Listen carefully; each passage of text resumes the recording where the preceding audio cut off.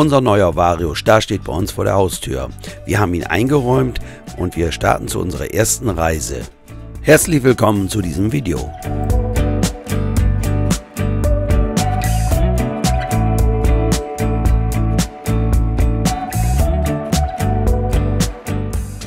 Unsere erste Reise wird in die Schweiz gehen, und zwar an den Lago Maggiore. In diesem Video werde ich über die ersten Etappen berichten und es gibt einige Details hier oder Informationen zu unserem neuen Vario Star. Wir haben unser neues Mobil am 12. September abgeholt, das war ein Dienstag. Dann hatten wir 3 Tage Zeit, um es einzuräumen, und am kommenden Samstag darauf sind wir dann schon gestartet zu unserer ersten Reise. Warum fahren wir an den Lago Maggiore? Dort findet ein Event der Zeitschrift Lanti Yachting statt und daran nehmen wir teil. Wir werden einige Tage brauchen, bevor wir unser Ziel erreicht haben. Wir werden auf der Reise uns auch noch ein Regalsystem einbauen lassen. Auch darüber werde ich noch berichten. Wir hatten ja nur 3 Tage Zeit, um das Mobil richtig einzurichten. So hatten wir schon einiges vorbereitet, so zum Beispiel eine Zorschiene hatte ich mir bestellt, die ich hier eingeschraubt habe, um die Stühle und Tische anzubinden. Den Fahrradträger hatten wir uns schon vorher beschafft und den brauchte ich nur einstellen und festklemmen. So war es recht schnell fertig, das Ganze. Die Firma, die uns das Regalsystem einbaut, hatte uns schon Boxen zugeschickt. So konnten wir die mal schon mal vollpacken und hatten alles ordentlich verstaut. Nachdem wir dann alles eingepackt haben, sind wir hingefahren, haben vollgetankt. Diesel, AdBlue muss man natürlich auch tanken. Wassertank ist voll, Gastank ist voll. Und jetzt geht's auf die Waage. Mal schauen, was wir da für ein Gewicht haben. Bei dem Fahrgestell handelt es sich um einen MAN mit 8,8 Tonnen. Er ist abgelastet für uns auf 7,49 Tonnen, damit wir den fahren dürfen. Und haben wir jetzt eine Zuladung von 750 Kilo etwa. Wir haben den Wassertank mit 300 Litern voll und ja, auf der Waage kam dann die Ernüchterung. Wir waren mit 150 Kilo überladen.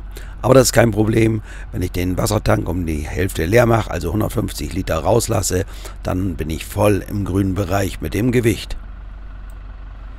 Ich weiß aber auch, dass ich noch einige Dinge ausladen kann, die ich nicht unbedingt benötige, so dass ich dann doch noch einiges an Gewicht einsparen kann. So starten wir am Samstag, den 16. September, zu unserer ersten Etappe Richtung Schweiz. Wir fahren über die A31, unser erstes Ziel ist Schüttorf. Ja, das liegt in etwa Höhe von Osnabrück, westlich davon. Dort gibt es einen Stellplatz und den wollen wir als ersten anfahren.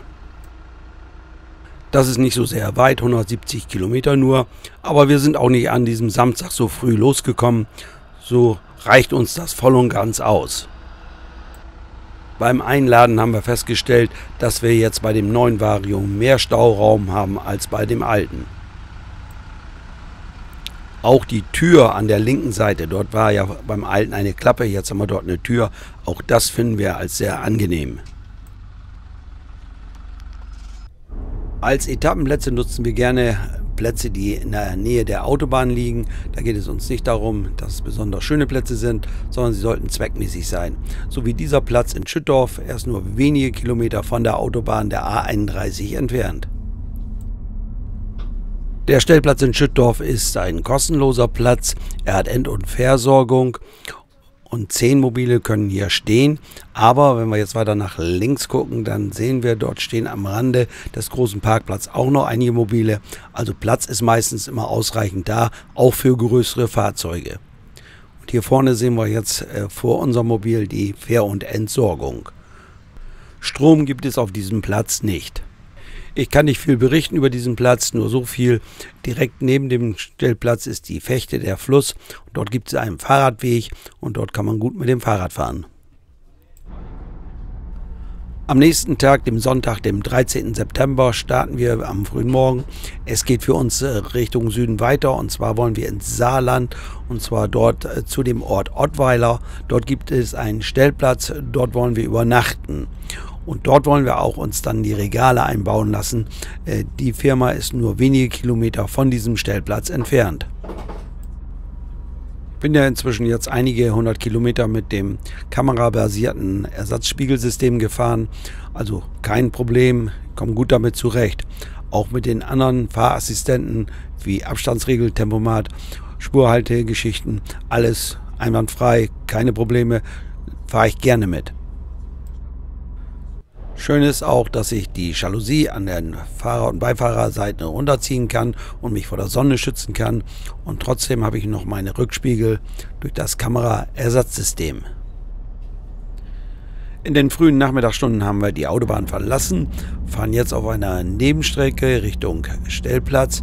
Wir verlassen uns jetzt auf das MAN-Navigationssystem. Bisher hat alles funktioniert. Ist natürlich alles auch etwas gewöhnungsbedürftig, das Ganze, wenn man es immer anders kennt. Wir haben jetzt einen kleinen Ort durchfahren, fahren jetzt auf einer schmalen Straße in Richtung eines Waldgebietes. Und jetzt haben wir den Platz fast erreicht. Wir müssen jetzt hier links reinbiegen. Dort irgendwo muss der Stellplatz sein. Ich werde immer wieder gern mal gefragt, wie findet ihr diese Plätze, nach welcher App fahrt ihr da? Wir nutzen in erster Linie die App vom Camperkontakt und auch die von Promobil, die Stellplatzradar-App. Hier auf der linken Seite kommt jetzt der Stellplatz. Man sieht, er ist gut besucht. Wir haben Sonntagnachmittag, circa 15 Uhr. Eine Parzellierung konnten wir nicht so auf Anhieb entdecken. So haben wir uns eine freie Lücke gesucht und uns hingestellt.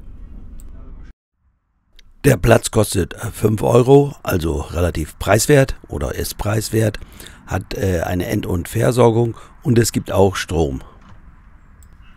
Am späten Sonntagnachmittag leerte sich der Platz etwas.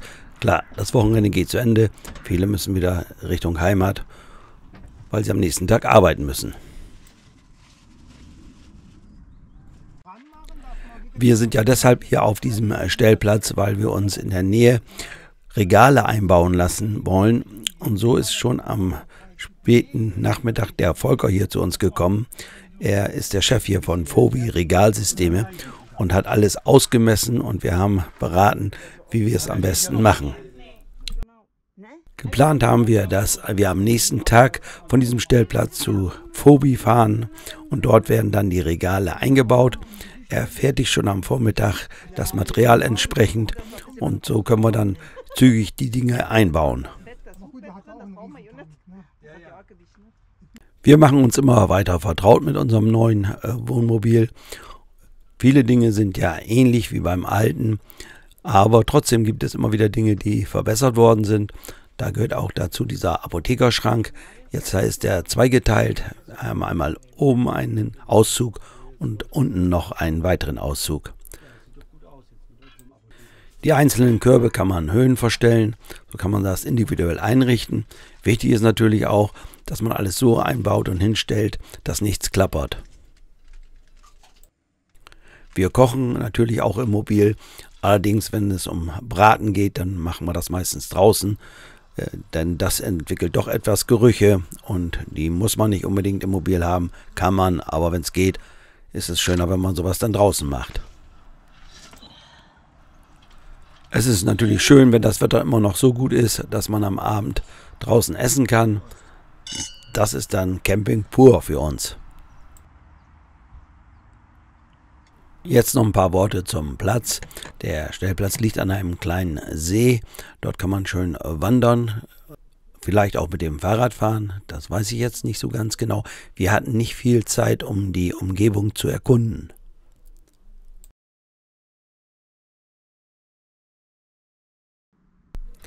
Am nächsten Morgen, das Wetter hatte sich verschlechtert, stark abgekühlt. Aber gut, so ist es nun mal. Wir haben dann hier noch entsorgt auf diesem Stellplatz. Das kennen wir ja schon von unserem alten Vario her. Im Prinzip hat sich da nicht viel geändert. Etwas moderner ist die ganze Technik natürlich auch geworden, aber das Prinzip ist immer noch das gleiche wie beim alten. Was sich geändert hat, das ist das Wasser auffüllen. Früher hatten wir einen Stutzen an der Seite, da konnten wir dann den Schlauch einführen und Wasser auffüllen, auch mit der Gießkanne. Das geht jetzt nicht mehr. Jetzt haben wir so einen Schlauchanschluss und müssen da das Wasser auffüllen. Das sieht alles ein bisschen vollgebaut aus, das ist so gewollt. So habe ich rechts daneben noch Platz, ein Staufach und kann da noch was unterbringen. Hat alles gut geklappt mit dem End- und Versorgen und so starten wir. Jetzt geht's los zum Regale einbauen zur Firma Fobi. Die Firma Fobi ist etwa 8 Kilometer entfernt von diesem Stellplatz. Es handelt sich um eine kleine Firma, die in erster Linie Regale zuschneidet, das Material zuschneidet und dann online vertreibt. Aber man kann auch hinfahren und vor Ort sich was einbauen lassen.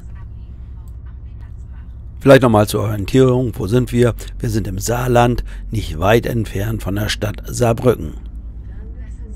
Die Firma ist in einem kleinen Ort, der heißt Fürth und liegt jetzt hier in dem Wohngebiet. Gegenüber der Firma gibt es eine kleine Wiese, dort kann man stehen mit seinem Wohnmobil und dort werden dann die Dinge eingebaut. Man hatte schon das ganze Material vorgefertigt, sodass sofort mit dem Einbau der Regale begonnen werden konnte. Über den Einbau des Regalsystems werde ich in einem speziellen Video berichten, denn da gibt es doch einiges zu zeigen. Das wird ein bisschen zu lang werden hier. Wir sind ja auf dem Weg in die Schweiz und zwar wollen wir ja an den Lago Maggiore. Dahin haben wir noch einige Stellplätze genutzt, unter anderem auch in der Schweiz einen Platz genutzt. Das alles im nächsten Video. Bis dahin sage ich Dankeschön fürs Zuschauen und bye bye, bis zum nächsten Mal.